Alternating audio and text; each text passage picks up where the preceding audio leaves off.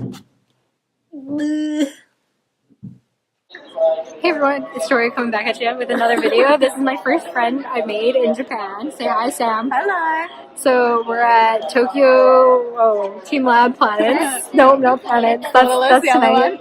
We're at Teamlab Borderless and we're just gonna go check it out. So come along with us and we'll see how it is. Hey everyone, I did my intro already because I'm putting me and Sam. Okay.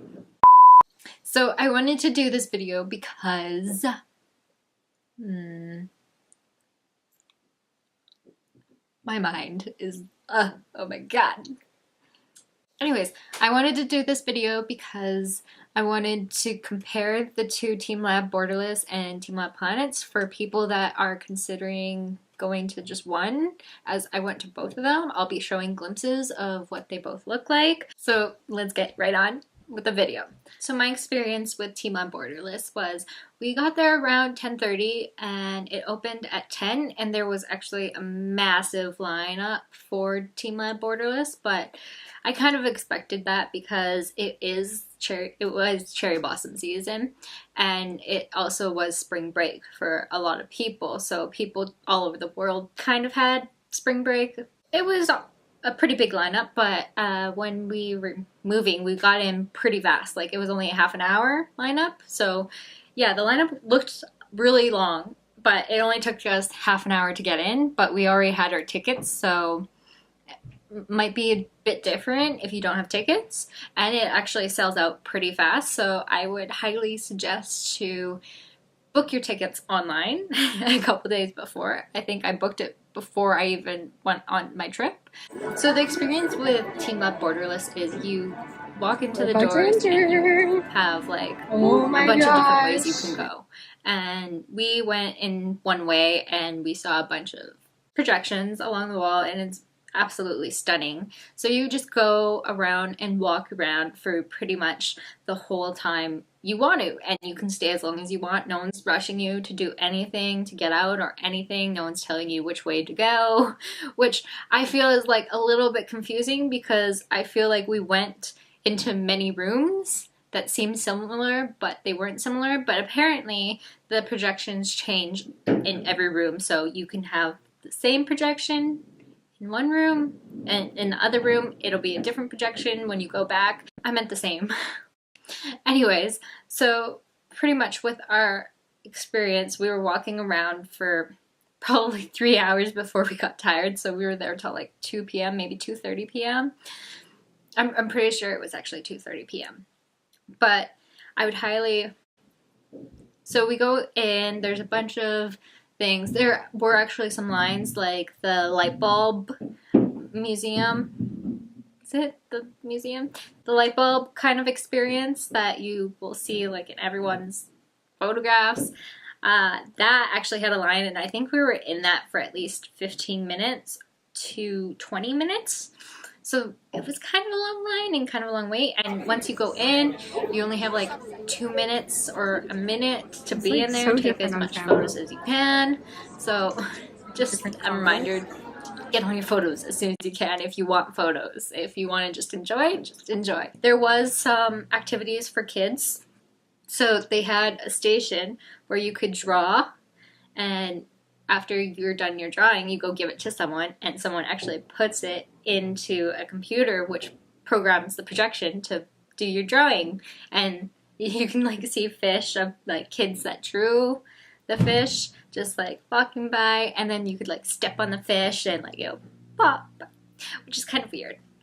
But anyways, yeah, so there's a bunch of activities for kids to do. You can go into this one room and you have to move stuff to get these, I forget what they are, but like they're just like walking and you can just like stop them, or like there's like a train track and you could just stop the train by putting a block on top of it. And like it's all projections, and then yeah, you just put like a block on top and that could stop something, or like you can put something and then a cow falls down or something like that. It was really interesting. So I feel like that would be good for kids. That would occupy them for a bit. Teamlab Borderless is definitely a place where you want to spend most of your time. So definitely don't have too many plans unless you want to do Teamlab Planets later. And yeah, wander freely. It does get a little confusing because you don't know what rooms you've been in. They've had the crystal room, but you're not allowed to like actually touch the crystals or really be anywhere near the crystals. But I have to say, probably my favorite room in Teamlab Borderless is one where you imagine, though, you've been walking around this place for 3 hours. So we waited in this lineup. It was an hour wait for one, and we've been like standing, so it's kind of been hard, and they apparently didn't want us to lean against the wall, so couldn't lean against the wall. Or no, was that some other place? I don't know. Or you have to be in twos, and Sam took the wall. I don't know. Sam, I hate you. Just kidding. Anyways, so we waited for an hour to get into this thing. We had no clue where we were going, to be honest. We were just like, okay, let's just go into this room because we haven't been there yet. So we're waiting, and an hour, maybe 45 minutes later, we walk in, and it's just this giant kind of circle, like kind of like an observation. Like, you know where they, observation? Is that what that's called? Like where all the stars are, and you can just like look up and like kind of thing. It was kind of like that. If I figure out the word in editing, I'll show you. Anyways, so pretty much what happens is you lay down on this big trampoline kind of thing. It's not really a trampoline, just kind of like trampoline material maybe. And so you lay down, or you can sit, whatever you want. And so that's why it was our favorite, because we just got to lay down, relax, and they play like this show, like a show starts playing, and you just watch it, and it's spectacular. It really feels like the room is actually moving with you, and I feel like that was kind of interesting because it was like, how do I say it? It was kind of different, you know? It was kind of like an optical illusion kind of thing. So that was pretty good. And then, yeah, you just like, you have to like go wander around and just keep making sure. I would suggest like kind of, me and Sam went straight first, which probably wasn't the best idea. We should have probably went right or left, and then go kind of do like a circle kind of thing to like make sure we've done every room. So yeah, it's definitely a big place, and you could probably spend 4 hours there, probably.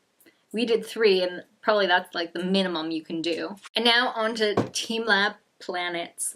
So Teamlab Planets is more of a walkthrough, which also has water, so you have to wear shorts.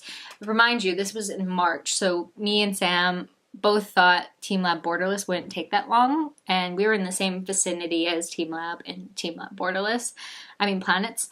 So we both were wearing pants, and we thought we could go back and change, but that didn't happen because it was too long of a train ride. So I would suggest if you do both in the same day to bring shorts. Otherwise, they do provide shorts for you. And you go walk through and some water, and then you go, they give you towels and everything to make sure you dry off. Me and Sam just rolled up our pants because we were lazy. And then we like rolled them down because like I was wearing skinny black jeans and they were cutting off my circulation. So that was fun. Anyway, so we go into next room, and like it's like a nice little, kind of like a beanbag room. Oh my gosh.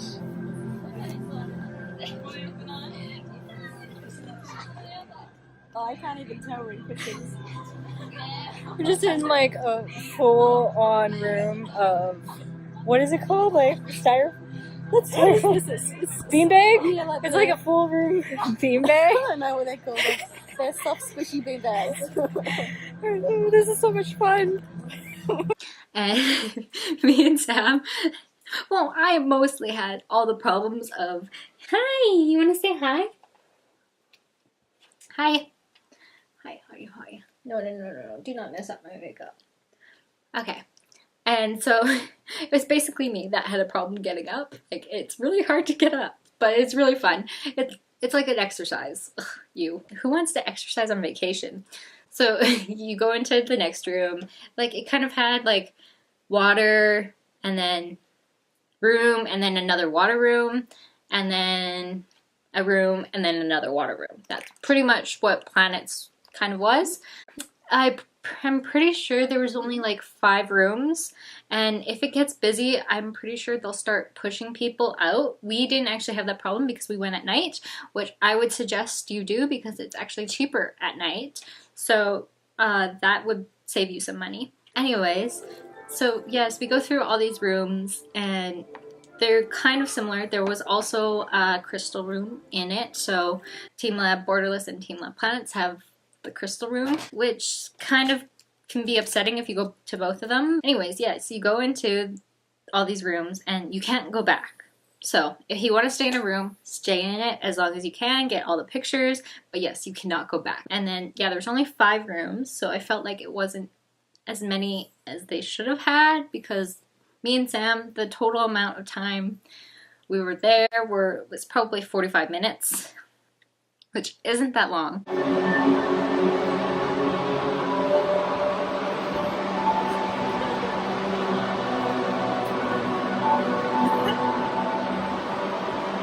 That's pretty much planets for you. So if you had to choose one or the other, I would highly suggest going to Teamlab Borderless, not making any other plans because you might be a little bit rushed with Borderless, especially if you want to get nice pictures or if you want to kind of just explore everything. It does take quite a while, especially if it's busy, but if it's not busy, you might be lucky and it might not take you long, but you never know.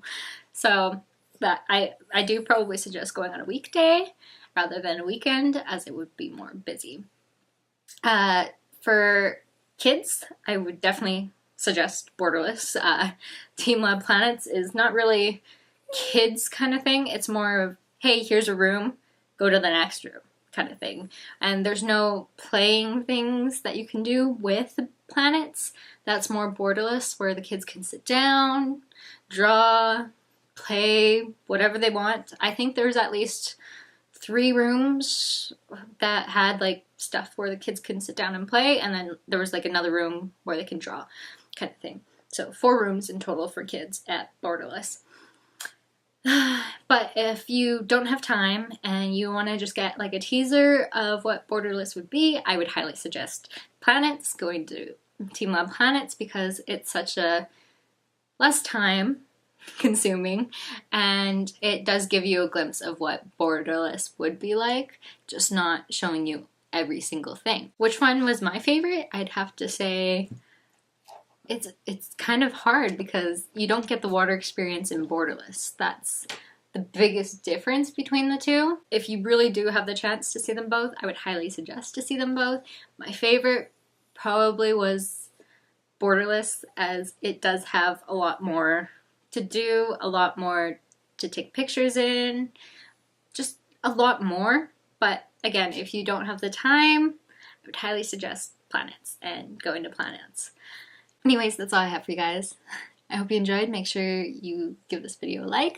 Comment down below which one you would go to, Teamlab Borderless or Teamlab Planets, because the power of editing showed you both of them. And make sure you subscribe because I post every Monday. And I'll see you guys next week. Bye! Aww.